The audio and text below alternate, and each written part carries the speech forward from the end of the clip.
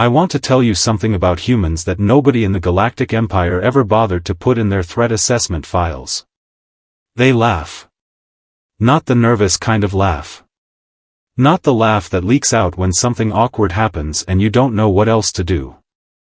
I mean the kind of laugh that comes from somewhere so deep inside a creature that it almost sounds like a weapon being loaded. That is the laugh that Corporal Dayo Osei gave us, on the worst day of his life. Let me explain how we got there. My name is Vreth. I am a senior correspondent for the Imperial Broadcast Bureau, stationed aboard the command vessel, Undying Throne under the direct authority of High Commander Soravel Kunn. I have covered 17 military campaigns. I have watched species surrender, species weep, species simply stop existing. I have never, in all of those campaigns, filed a report that I was genuinely afraid to write. Until this one. It started as a propaganda event. Simple, clean, effective. The Empire had spent 6 months trying to crush the human resistance on the colony world of Brexolin, and we had, technically, won. We had taken their last forward base. We had scattered their battalions across 3 continents. And we had, most importantly, captured one of their soldiers. Not a general. Not a decorated officer with medals across his chest and fire in his eyes. Just a corporal. A nobody. A single human soldier with dirty boots and a split lip and a name tag that one of our translators had to spend 20 minutes figuring out how to pronounce. Dayo, she finally said, blinking her 4 eyes slowly in frustration. His designation is Dayo. High Commander Soravel Kunn had smiled at that. He had a particular kind of smile, the kind that never involved his eyes. Perfect, he had said. Bring him on stage. The stage, I should explain, was not a metaphor. Soravel Kunn had constructed an actual broadcast stage in the main hangar bay of the Undying Throne. Curved lighting arrays, elevated platform, 40 cameras positioned at every conceivable angle. This was going to be transmitted across every major communications channel in the known galaxy. Species from 84 star systems were going to watch a lone human soldier stand before the might of the Empire and, what? The plan was humiliation. A single human, small and fragile-looking by any galactic standard, standing in front of the full Imperial command staff while Soravel Kunn read a statement of human defeat. The human would stand there, visibly defeated, and the camera would frame his face at exactly the right moment to capture whatever expression of despair he was wearing. It would be powerful. It would be effective. It would remind every species watching that resistance against the Empire was not heroic. It was just, sad. That was the plan. Nobody had briefed the human on the plan. When they brought Dayo Osei onto that stage, I was positioned about 12 meters to his left, behind camera 7, watching through a monitor. He was human standard height, which made him shorter than every single person on that platform. His uniform was torn at the left shoulder. There was a bandage around his right hand. His hair was cut close to his head and his face had the particular kind of stillness that I had come to associate, through my years of reporting, with creatures who were either terrified or thinking very hard. I could not tell, at first, which one it was. Soravel Kunn stepped forward and began reading the statement. His voice was deep and precisely modulated, perfectly suited for this kind of moment. He spoke of the Empire's inevitable victory. He spoke of human stubborn foolishness. He spoke of the long road of resistance finally, mercifully, coming to its end. I was watching Dayo's face on the monitor. His expression did not change. Kunn kept speaking. Longer, now. More dramatic pauses. The cameras were doing their job, pushing in slowly, framing Dayo's face with mathematical precision. Dayo looked around the hangar bay. That was the first strange thing. He was not looking at Kunn. He was not looking at the cameras. He was looking at the walls, the ceiling, the other officers standing in formation. He was looking at all of it the way someone looks at a room they are already planning to rearrange. Kunn finished his statement. The hangar bay was silent.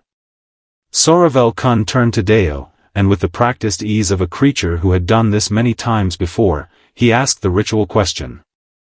"Do you have anything to say before we continue?" And Dayo Osei smiled. Not a frightened smile. Not a polite smile. The kind of smile that, I would later learn, humans call, "Oh, you have no idea what you just started."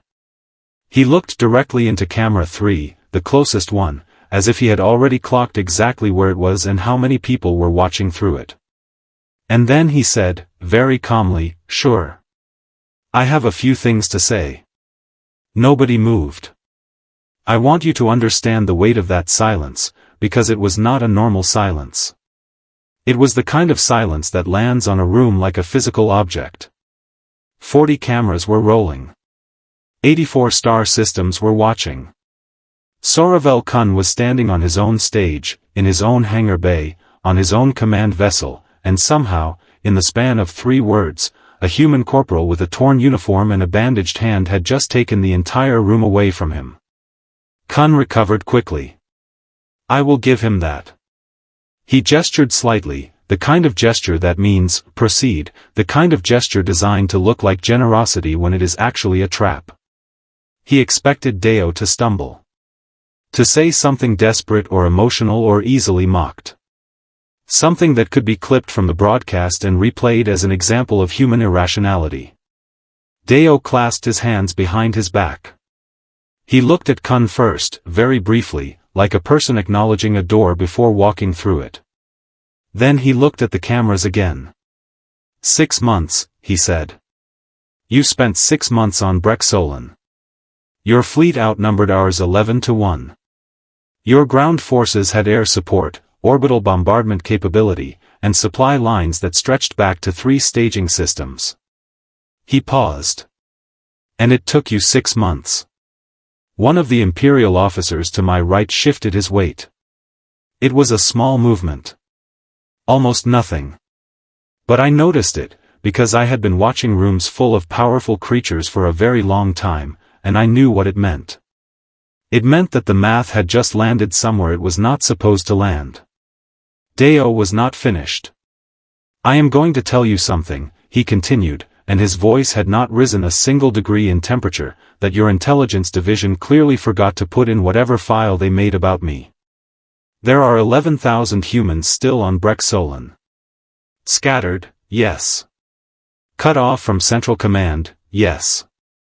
Out of standard issue ammunition in most sectors, absolutely yes. He smiled again. That same smile. We planned for this. We planned for you taking me. We planned for this broadcast. Hi, by the way, to everyone watching, because I know you are watching, and I know some of you are not watching because you love the Empire. I know some of you are watching because you are trying to decide if humans are worth backing. The room temperature dropped by approximately 2 degrees.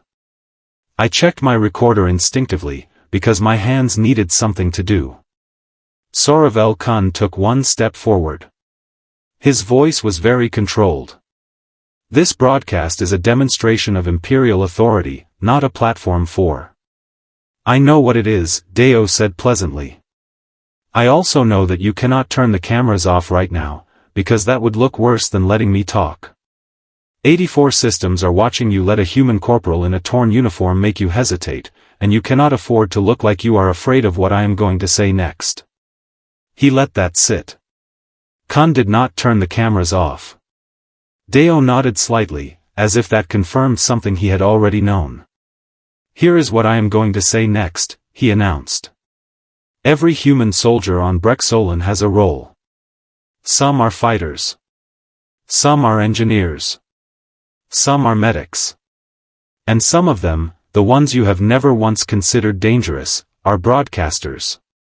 Right now, while you are watching me, they are transmitting. Not to Earth. Not to our command. To every independent system that your empire has been pressuring, threatening, and taxing for the last 40 years. He tilted his head. We are not surrendering. We are recruiting. The silence that followed that statement was categorically different from the first silence. The first silence had been surprise. This silence was the sound of 84 star systems doing math. Soravel Kunn turned and said something very quietly to the officer beside him. I was not close enough to hear it. I did not need to be. I had been in enough rooms to recognize the specific posture of a plan falling apart. Dayo looked at camera 3 one final time. The Empire brought me up here to show the galaxy a defeated human, he said. I want you to look at me very carefully. He spread his arms slightly, indicating his torn uniform, his bandaged hand, his split lip, the entire visual fact of him standing alone in the middle of an enemy warship. This is what a human looks like when he is winning. 3 seconds later, Soravel Kunn ordered the broadcast cut. But 3 seconds, as it turned out, was more than enough. The transmissions from Brexsolan had already been running for 19 minutes. By the time Imperial communications teams began issuing shutdown orders across the network, 41 independent systems had received the full signal. 14 of them, within the next standard rotation, went formally silent on Imperial channels. I filed my report that night. I wrote every word of it. I did not edit a single thing Dayo Osei had said, because I realized, sitting there in the dark of my correspondent's quarters aboard the Undying Throne, that editing it would have been the most dishonest thing I had ever done in my career. The Empire had dragged a human soldier onto a stage. They had handed him 40 cameras and 84 audiences and a microphone. And then they had asked him if he had anything to say. I have covered 17 military campaigns. I have never made that mistake. The humans were just getting started. Friends, if you are enjoying our videos and want to watch new and exciting sci-fi and HFY stories every day, then don't forget to subscribe to the channel. Also, make sure to turn on the bell icon so you never miss any of our latest uploads. Like the video and share it with your friends as well, so our community can continue to grow and bring you even more amazing content.